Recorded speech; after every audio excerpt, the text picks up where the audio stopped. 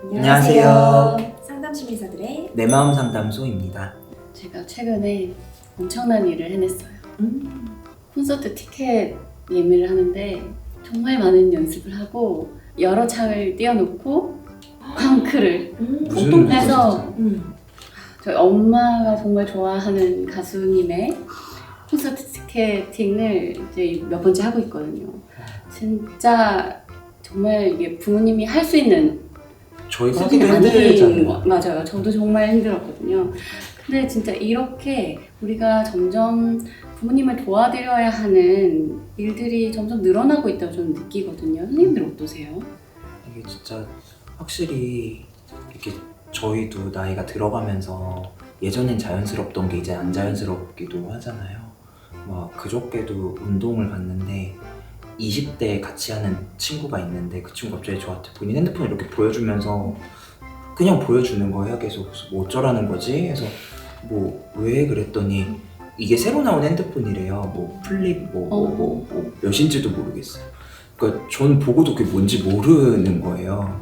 예전에는 바로 알았을 텐데 아 이게 진짜 세상의 변화에 나도 이제 슬슬 못 따라가나 보다 이런 생각이 들면서 우리 부모님 세대는 진짜 더 어렵겠다. 요즘 노화나 빠르게 바뀌니까 그런 생각을 최근에도 했습니다. 맞아요. 우리도 그렇게 느끼는데 부모님들은 어떠실지 참 많은 생각들이 드는데 오늘 사연자님께서도 부모님께서 못한 일을 대신해 주시는 과정에서 일어난 이야기를 보내주셨습니다.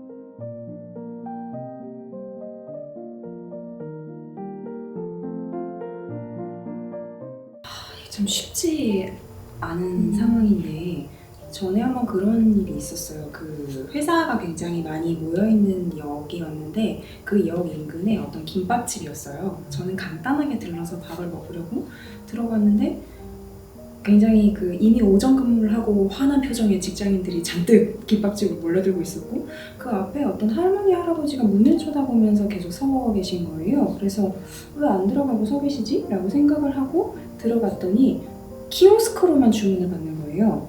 그래서 이 할머니 할아버지가 계속 이렇게 눈치를 보면서 못 들어오고 계셨는데 직장인들은 다 얼굴이 화가 나 있고 그러니까 말을 걸지 못하고 저한테 오셔서 혹시 돈가스 주문해줄 수 있냐고 물어보시는 거예요. 그런데 움직이시는 것도 굉장히 아무래도 느리고 화난 직장인들만큼 빠를 수는 없습니다. 그래서 자리도 잘 못 잡으시고 그래서 그때부터 이제 마음이 쓰여서 사실 저는 김밥 한 줄만 포장해서 나가려고 했던 거였는데 자리를 잡아드리고 주문해드리고 음식이 나오는 것까지 보고 나왔던 적이 있었거든요. 그런데 그냥 그날 처음 뵌 할머니 할아버지한테도 마음이 그랬는데 이게 나의 사랑하는 부모님이다 라고 하면 너무 안쓰럽고 고생하는 게 싫고 속상하고 하니까 뭔가 결국은 처음에는 이만큼 해달라고 했는데 이만큼까지 해주고 있는 나 자신을 어느 순간 발견하게 되는 것 같아요. 근데 문제는 이렇게 평생토록 늘 24시간을 할 수 있느냐? 그렇지가 않거든요. 그래서 결국은 이것도 경계 설정의 문제가 아닌가라는 생각이 좀 듭니다. 이제 거기 이제 부모님에 대한 그 마음이 결국에는 부모님이 잘 살았으면 좋겠고 부모님을 아끼는 마음일 거라고 생각을 해요. 근데 그런 생각을 우리가 해봐야겠죠? 어떻게 하는 게 정말 부모님을 위한 것인가? 내가 24시간 케어가 불가능한 상황에서 내가 없으면 할 수 없는 것들을 자꾸 더 만드는 것이 그게 과연 부모님을 위한 것인가? 이런 생각들을 좀 해볼 필요가 있죠. 이거를 좀 역할을 반대로 생각해보면 이런 걸 수도 있죠. 왜 우리가 캥거루족이라고 하나요? 뭐 부모님의 굉장한 과보호로 아이들이 혼자서 독립적으로 기능하지 못하고 뭐 이런 거잖아요. 그러니까 사실 좋은 부모는 본인이 하면 훨씬 쉬운 거여도 아이가 해보면서 시행착오를 거치면서 그걸 학습할 수 있게 도와주잖아요. 내가 해버리면 훨씬 빨리 할 수 있어도. 어쩌면 우리가 부모님을 대할 때도 내가 해버리는 게 훨씬 편하고 부모님이 노력하고 고생하는 게 되게 안쓰러운 마음이 들지만 그래도 결국에는 부모님이 하셔야 될 문제들일 거잖아요. 가령 키오스크도 내가 해드릴 수도 있지만 자녀로서 이렇게 하는 거라고 가르쳐드리고 다음에 해보기를 또 이렇게 권해보기도 하고 이런 것들도 좀 필요하지 않을까. 그것도 용기일 것 같아요. 사실은 그 부모님에게 새로운 걸 알려드리는 게 생각보다 쉽지가 않아요. 맞아. 세상이 굉장히 빨리 바뀌었고 저만 해도 사실 스마트폰을 그렇게 잘 다루는지는 모르겠어요. 왜냐면 이미 대학도 졸업하고 다 졸업하고 한참 후에 스마트폰이 등장을 했기 때문에 맞습니다. 네, 그런데 이제 부모님이 조금 빨리 이걸 배우지 못한다고 해서 굉장히 조급한 마음에 내가 다 해주려고 하고 하다가 이제 화가 나고 이렇게 되는 건데 이 지금 세상에 내가 지금 적응한 것만큼 부모님이 적응할 수 있기를 바라는 건 나의 욕심인데 그것에 대해서 좀 인지할 필요는 있는 것 같아요. 그러니까 부모님이 스스로 하실 수 있도록 돕는 것이 부모님의 자존감에도 훨씬 도움이 되는데 뭔가 내가 지금 당장 해주면 편하긴 하겠죠. 부모님도 굉장히 좋아하시는 것 같아 보이지만 엄밀히 말하면 부모님은 나이가 들고 있기 때문에 그 노인이 되어가는 데서 오는 상실 경험들이 있거든요.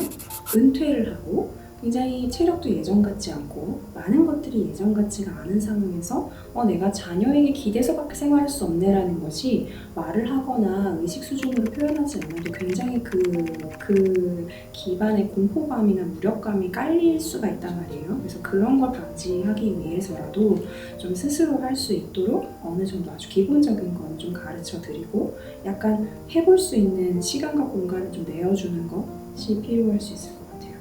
제가 느끼는 거는 자녀로서 좀 참아야 되는 것 같아요. 해주려는 거를.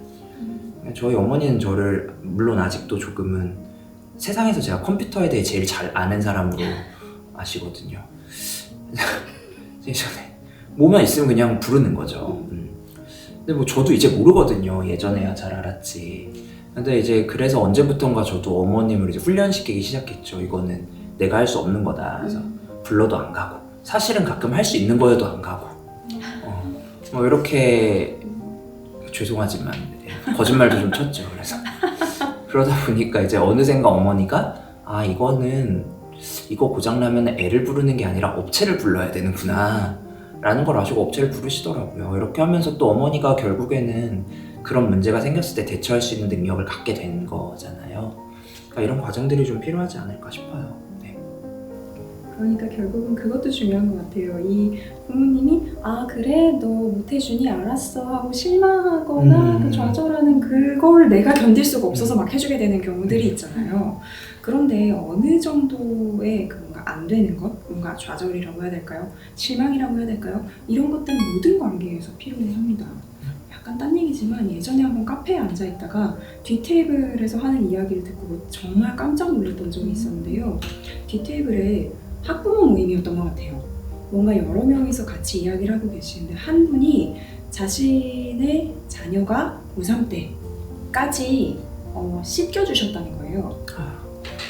왜냐하면 아이가 공부하느라고 너무 힘들 것 같으니까 아이는 그냥 욕조에 와서 앉아라고 한 다음에 눕혀놓고 다 씻기고 머리도 감겨주고 말려주고 할 때까지 애는 눈 감고 자고 그 다음에 학교를 갔다. 그런데 지금 이 아이가 대학에 가서 혼자 산다고 하는데 너무 걱정돼서 따라가서 살까 고민이다 라는 이야기를 하시는데 참으세요 라고 너무 말하고 싶었지만 남의 테이블이라서 그러니까 딱 들어도 이상하잖아요. 그러니까 이러면 안 될 것 같잖아요. 근데 부모님한테 하는 것도 사실 마찬가지거든요. 이렇게 아이 다루듯이 갓난아이 다루듯이 할 필요가 전혀 없고 어느 정도는 우리 관계에서 좀 안 되는 것도 있고 서로 실망도 하고 하지만 그게 언제든지 복구될 수 있는 그게 또 부모 자녀 관계이기 때문에 그런 부분들을 기억해 주시면 좋지 않을까. 약간 견디는 마음, 안쓰럽고 힘들어도 약간 상대를 위해서 견디는 마음이 좀 있어야 되지 않을까 생각합니다.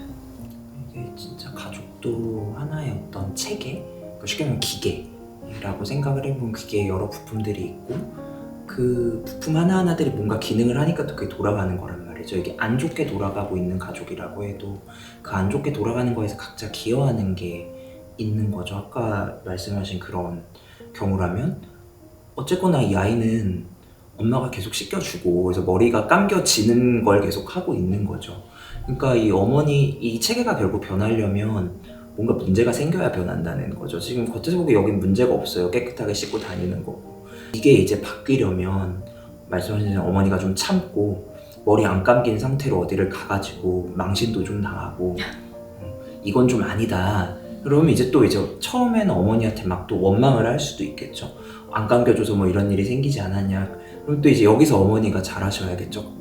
그래, 내가 다시 감겨줘야지가 아니라 그럼 네가 감아야 돼 라고 하면서 좀 더 견디고 이런 갈등의 시간들이 있어야 그 체계가 변할 수 있을 것 같아요. 그런 용기들이 또 용기인데 여튼 그런 게 좀 필요하지 않을까 싶습니다. 선생님들 말씀을 듣다 보니 나이가 들면 또 아이가 된다는 그런 모습을 또 우리 자식들이 봐야 되는 그 시간들을 피할 수는 없는 것 같고 그 과정에서 나에게 드는 마음들 나의 욕심일 수도 있고 또 용기가 부족한 나의 어떤 불안일 수도 있고 그래서 내가 부모님의 일을 너무 대신해 주느라 현타가 온다. 이 사연자분처럼 현타가 오거나 뭔가 이게 너무 지치다, 아닌 것 같다라는 생각이 든다면 오늘 저희가 말씀드린 것처럼 우리 이 부모님과 나와의 관계가 좀 어떻게 되어 있는 거지? 그러니까 그 체계는 어떤 모양일까? 어떤 요구를 받았을 때 나는 어떤 마음인지를 한번 잠시 멈춰서 살펴보는 시간이 되셨으면 좋겠다는 생각을 해보았습니다. 구독, 좋아요. 알림 설정까지 다음 시간에 만나요.